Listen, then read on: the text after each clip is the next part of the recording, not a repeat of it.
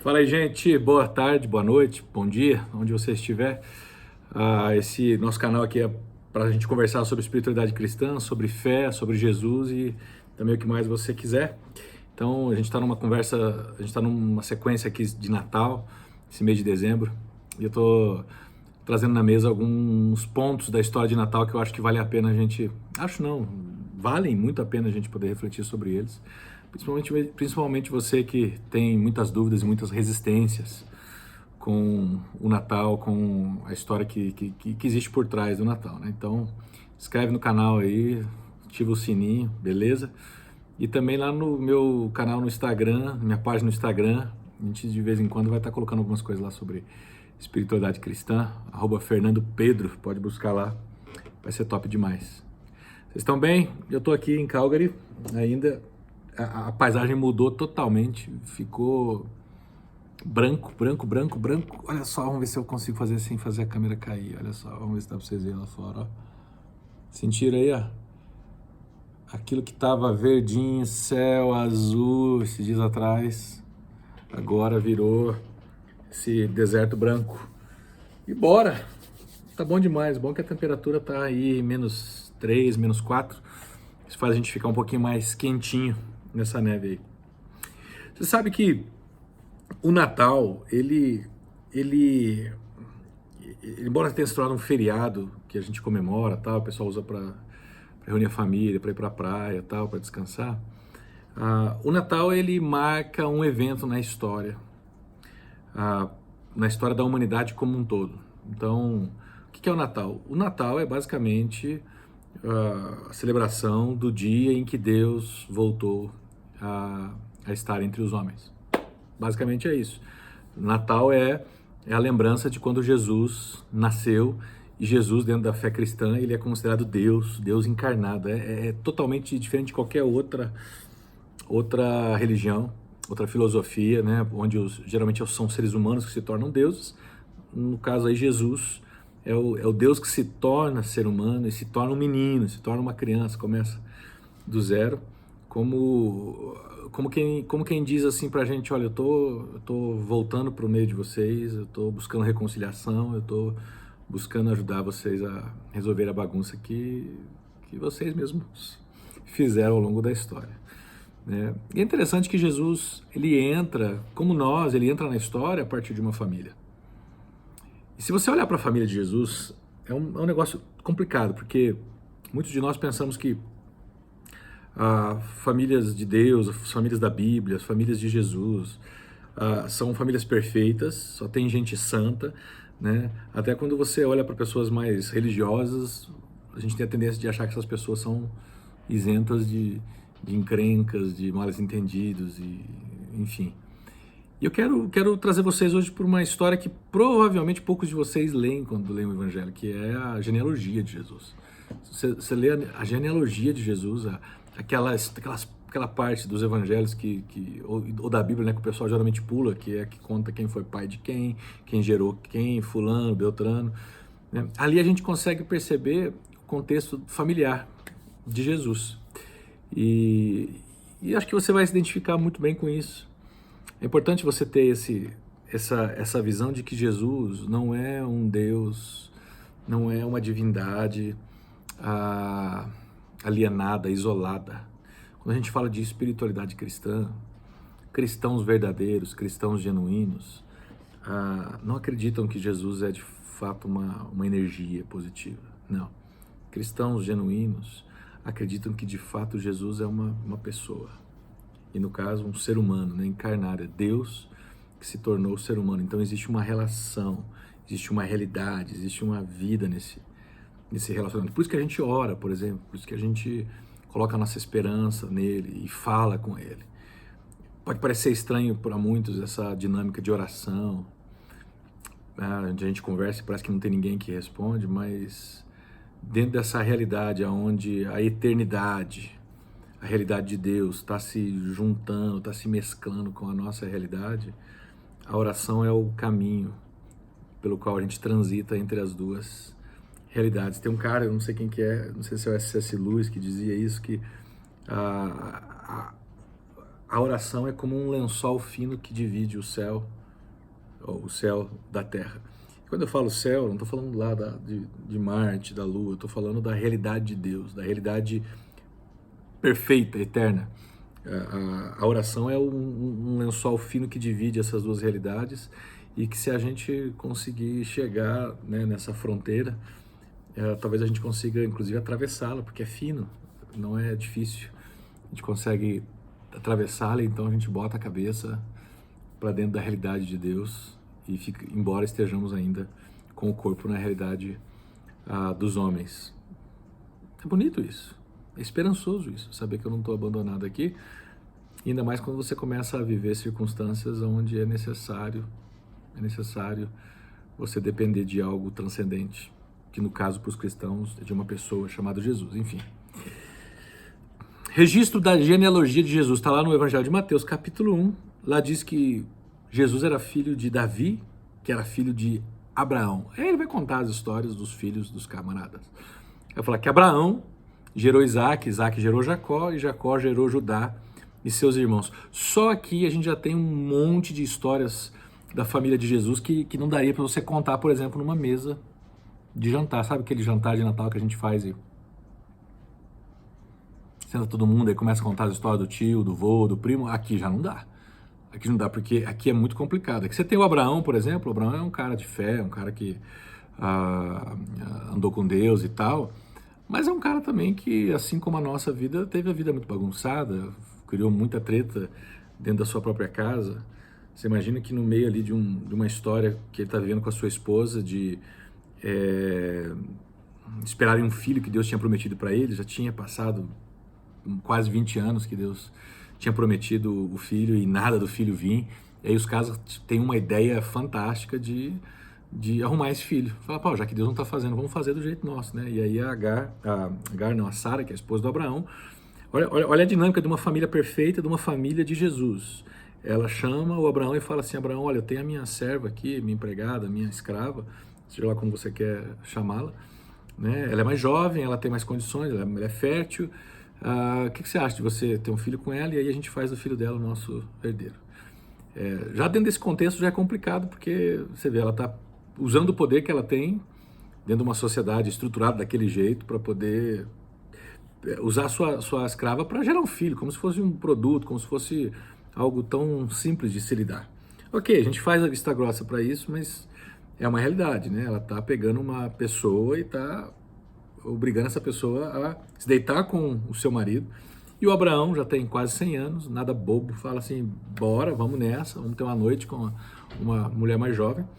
E eles têm um filho, o Ismael, só que depois que o filho nasce, começa a dar as brigas em casa, começa a ter inveja, né? Porque Sara não teve o filho, e aí Agar tem o filho, e o filho está lá, e aí ela começa já a dizer para Abraão que o negócio está tenso em casa, que a Agar, que é a serva dela, fica olhando para ela com desdém, porque ela tem filhos. Dentro dessa sociedade, ter filhos era um negócio que te dava um status diferente, né?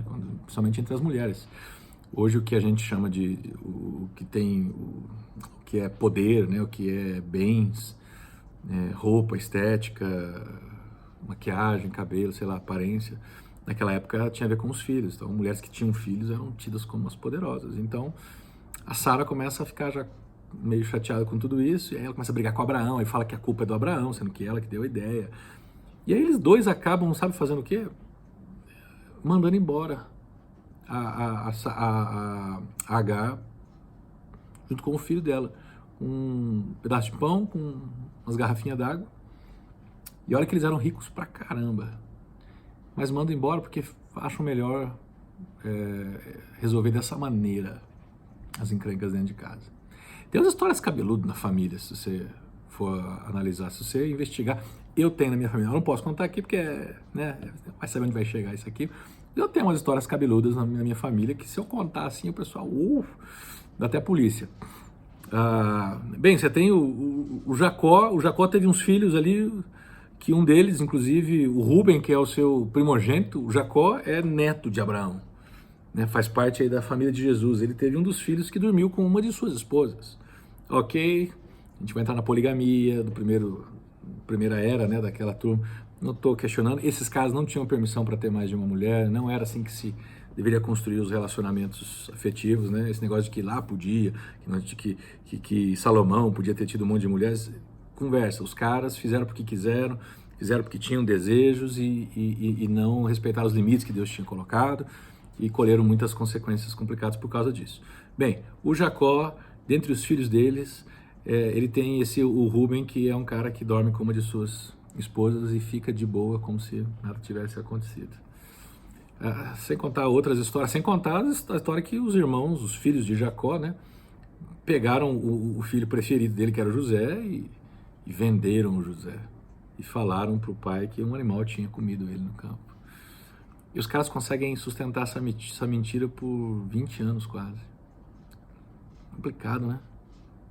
Pô, esses são os melhores da família de Jesus. Mas olha só, essa família de Jesus, ela tem esse pessoal que tem encrenca, eles têm esse pessoal que é imigrante, que é nômade, que é a galera que cresce num lugar e migra para outro, que é o caso de Abraão também, né, o Isaac e o Jacó.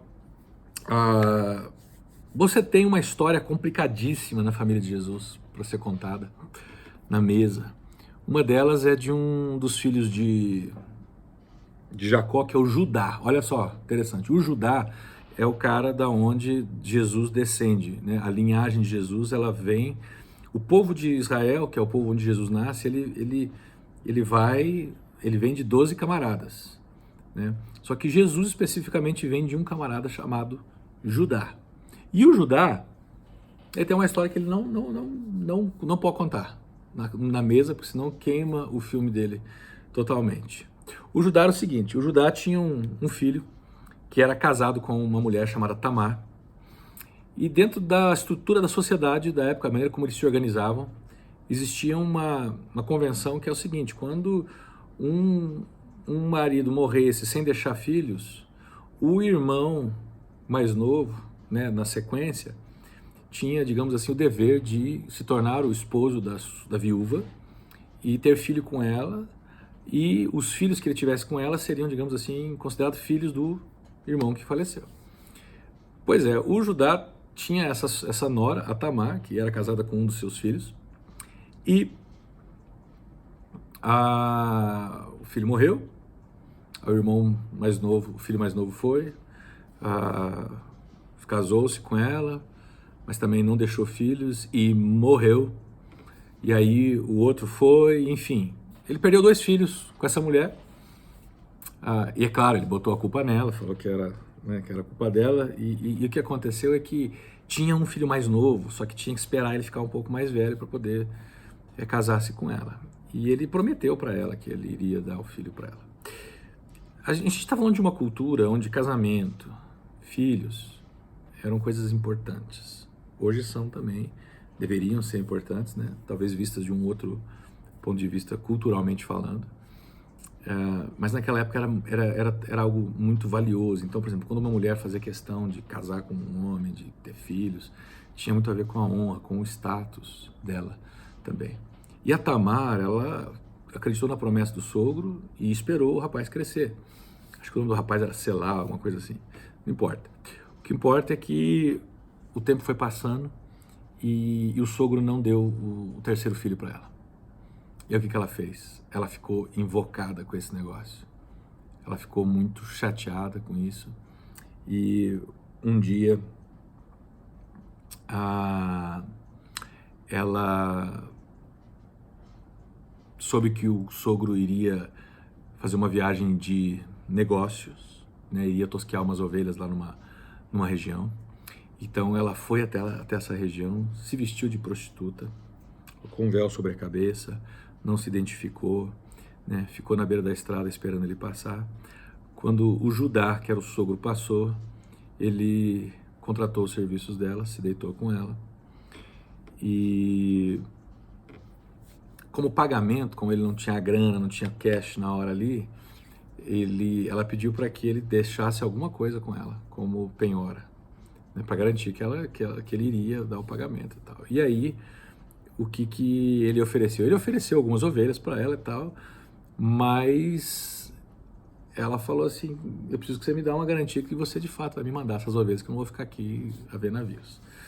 E aí ele falou, não, você pode ficar com o meu cajado aqui e com o meu selo, que é o negócio que tem o meu símbolo, então é uma garantia de que eu vou te dar, o que eu vou te pagar pelos serviços prestados e tal. Mas ele não imaginava que aquela prostituta era a sua nora. Então ele se deita com ela e ela engravida de gêmeos. E, enfim, se você for ler a história depois, você vai perceber que corre o boato na família que a tia Tamar tinha ficado grávida e ninguém sabia de quem que era, né? Apareceu grávida. E aí o próprio Judá, que é o sogro, né, se coloca como juiz e fala, pô, que absurdo, vamos punir essa mulher e tal, vamos chamar a polícia, vamos processar, sei lá, vamos cancelar ela, vamos botar no Facebook, vamos soltar os vídeos no Facebook e tal. E aí ela fala assim, na frente da família toda, fala, beleza, pode. O pai do filho, o pai dos meus filhos, né, é o dono desse cajado e desse selo aqui. E aí ela mostra isso pra família e, pô, aí o Judá fica arrasado porque ele foi pego na sua hipocrisia, enfim. Imagina o furdunço que isso não rolou. Querem continuar as histórias? Os caras têm potencial para fazer muita coisa complicada, gente. O texto continua dizendo que Jesus era filho, né, era descendente de Jacó, que gerou Judá e seus irmãos. Lá diz que Judá gerou Pérez e Zerá, que eram justamente os filhos dele com a nora, a Tamar. E o Pérez, que é um dos filhos de Judá, que é o que vem na descendência de Jesus, gerou Esrom, que gerou Arão, que gerou um monte de cara e tal. E aí chega aqui, gera o Nasson, que gerou o Salmão. Não é Salmão, não, é Salmão. Esses caras, eles têm um nome que para você é estranho, mas quando a gente escuta falar sobre esses caras, não faz sentido, mas o Nasson, ele é um sujeito quase anônimo, mas tem umas coisas que foram designadas para ele fazer, que ele fez com fidelidade, com excelência. Era um tiozão, gente boa. Ele foi um dos líderes da tribo de Judá. Na época ele fez isso com muita excelência, ele liderou um exército de 75 mil homens. Ele foi responsável por alguns rituais de gratidão anual na tribo de Judá. Sabe aquele tio que você tem, que é gente boa, caloroso, simpático, tá sempre ali, emocionalmente é o mais estável, não é o doido, é aquele que você pode procurar no lugar do seu pai às vezes, né, para aconselhar, tal. Você pode confiar que ele não vai pisar na bola com você. Pois é, o Nasson era desses caras. Que bom que tinha um cara assim na família, né? Começa dizendo, o texto continua dizendo que Salmão teve um filho, que o nome dele era Boaz, e esse cara também, gente boa demais, cuja mãe foi Raabe. Raabe era uma prostituta. Raabe era uma prostituta que não era do povo de Israel e com certeza isso rendia muitos insultos para ela. Essa é uma daquelas histórias proibidas, né? Você imagina você no jantar ali de Natal e a tia Raabe na mesa, falando, tia Raabe, o que você fazia lá em Jericó? Né? Eu era prostituta e tal. Não se fala isso para as crianças, né? Mas é interessante que ela casou-se com o Boaz. E essa é outra conversa que numa ceia de Natal é complicado, porque imagina o tio Boaz, que era um cara gente fina pra caramba, se casou com uma prostituta. Você tem gente assim na sua família que o passado não dá uma cãibra assim de você contar? Ou você, essa pessoa que tem umas coisas que você não gostaria de revelar? Pois é, na família de Jesus está cheio de gente assim. E olha que interessante, o Boaz, que ele casou com a Raabe, a prostituta, ele gerou um cara chamado Obed, que foi filho de uma mulher chamada Ruth, né? O Boaz, ele casou com a Ruth. Eu não falei que o Boaz casou com Raabe, não, né? Quem casou com a Raabe foi o Salmão, tá? Se eu falei aqui, eu tô viajando. O Salmão casou com a Raabe prostituta, os dois tiveram um filho gente boa pra caramba, chamado Boaz. O Boaz casou com Ruth, que também era uma estrangeira, tinha ficado viúva. E aqui nós temos uma história legal. A Ruth é daquelas que, assim, toda sogra queria ter uma dela.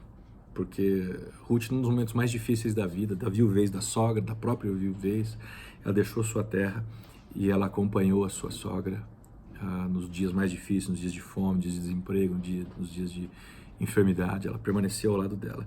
E aí ela conheceu o Boaz e os dois tiveram um filho.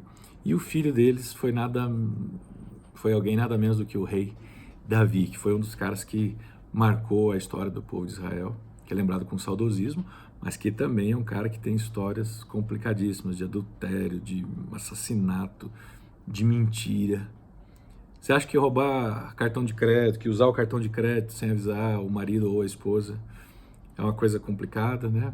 Você acha que esconder snacks pela casa, né, comida, né, chocolate, salgadinho, dos filhos, é uma coisa complicada que você não viu o que esses caras faziam dentro das casas deles, dentro das famílias, né? A ponto, por exemplo, o Davi, você lê a história dele, ele foi capaz de sustentar uma mentira por um bom tempo. Ele até matou o marido de uma mulher que ele tinha ficado com ela, a gente pode usar essa linguagem, ficou com ela, engravidou e depois tentou simular um jeito do cara poder ir para casa e dizer que o filho era dele. O cara não foi para casa e o cara era um dos caras mais leais a ele, era um dos seus soldados, né, parte do seu exército, um dos caras mais leais, e ele fez isso com o cara. Então, além de matar, ele matou um cara que era leal a ele, um cara que levou a própria sentença de morte numa carta para o comandante a mando de Davi. Complicado demais. O Davi gerou Salomão, que foi filho da mulher com quem Davi matou o marido dela, né? Enfim, Salomão gerou Roboão, que Azias gerou Josafá e tal. Tudo está no capítulo 1 do Evangelho de Mateus. E sabe, quando a gente lê essas histórias, elas estão num contexto do Natal. Elas estão, porque se você for vendo, né, cada um que gerou fulano, vai chegar lá no final, vai dizendo assim que quando chega em Jesus, né, vai dizer que eles geraram a José, e Jacó gerou José, marido de Maria, do qual nasceu Jesus, que é chamado o Cristo.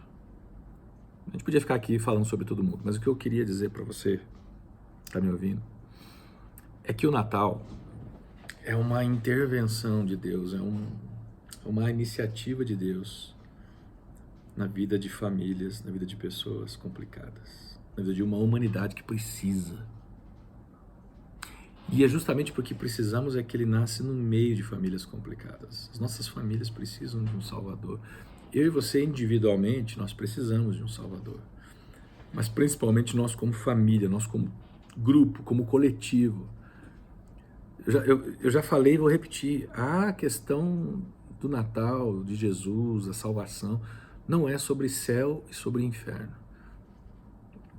E antes que os maldosos falem que eu estou sendo herético aqui e tal, não tem nada a ver, não estou nem aí. Não tem a ver com você salvar a gente do fogo do inferno, do mármore do inferno. Não tem como a ver com você levar alguém para um lugar bonitinho, branco como esse daqui, ficar tocando harpa com uma bata branca, tocando violino, pulando de nuvem em nuvem. Não tem a ver com essas coisas. A salvação de Deus, expressa no Natal, tem a ver com resgatar seres humanos de uma realidade onde eles vivem mortos. E porque eles estão mortos, embora estejam vivos, como zumbis, por exemplo, como Walking Dead, por causa disso eles fazem esses montes de besteira, por isso que eles constroem suas famílias de maneira disfuncional e acabam construindo uma sociedade de maneira disfuncional, justamente por causa disso que Deus vem ao encontro dessa turma. É por isso que Deus está sempre em busca e do lado de pessoas que estão precisando. Não está atrás de gente perfeita, não está atrás de gente que se considera perfeita, ele está atrás de pessoas que são imperfeitas. O Natal é esse movimento de Deus na direção de gente imperfeita como eu e você, né? Jesus nasce nessa família justamente para que eles possam ser redimidos, que eles possam ser refeitos, ser restaurados.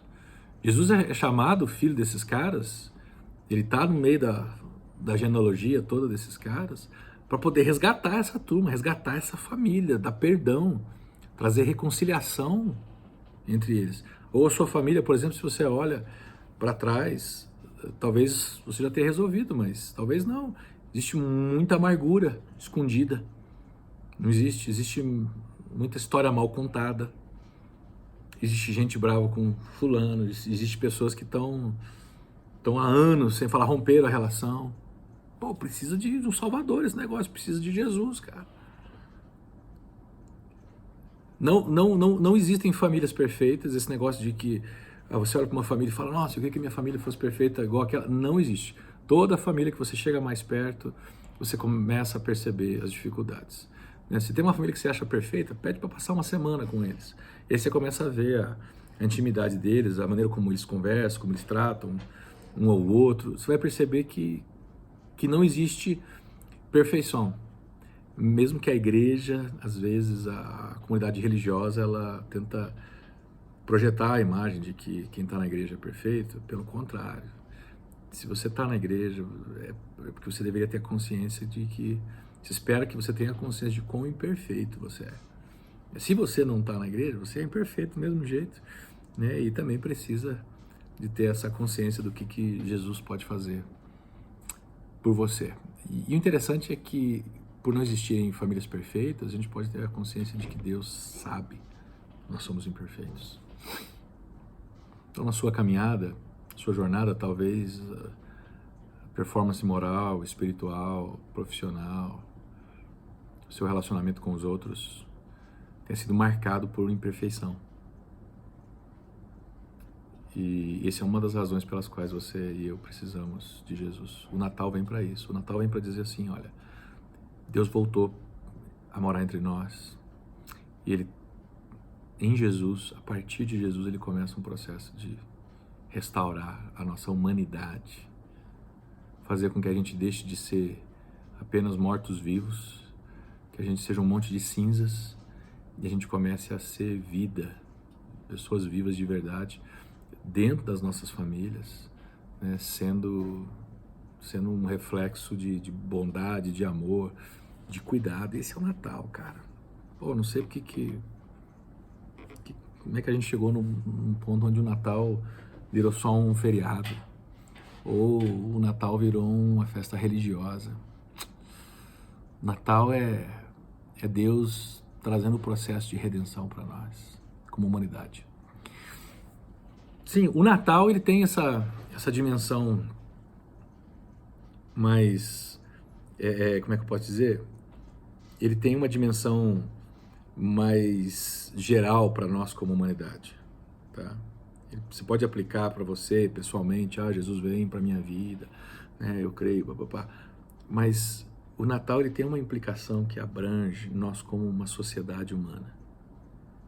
O nascimento de Jesus dentro de uma sociedade distante de Deus é um desafio ao mesmo tempo. Porque é uma palavra de esperança, mas ao mesmo tempo é um convite ao arrependimento, é um convite para mudar a maneira como a gente faz as coisas. Então, queria deixar com vocês hoje esse encorajamento, dizendo que quando você lembrar de Natal, lembra que Natal tem a ver também com Deus restaurando, com Deus refazendo a história da sua família. Porque ele fez isso na história da própria família. Na história dos próprios relacionamentos internos ali, ele trouxe redenção. Ele trouxe uma esperança para que a gente pudesse viver diferente.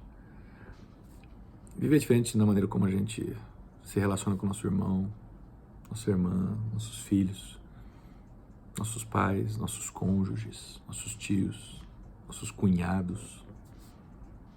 Tudo isso tem implicações enormes pra gente. Tá vendo? O Natal ele é muito mais do que a gente imagina. Eu espero que você tenha aproveitado hoje e a gente segue no próximo vídeo, a gente conversa mais. Beijo pra todo mundo, a gente se vê.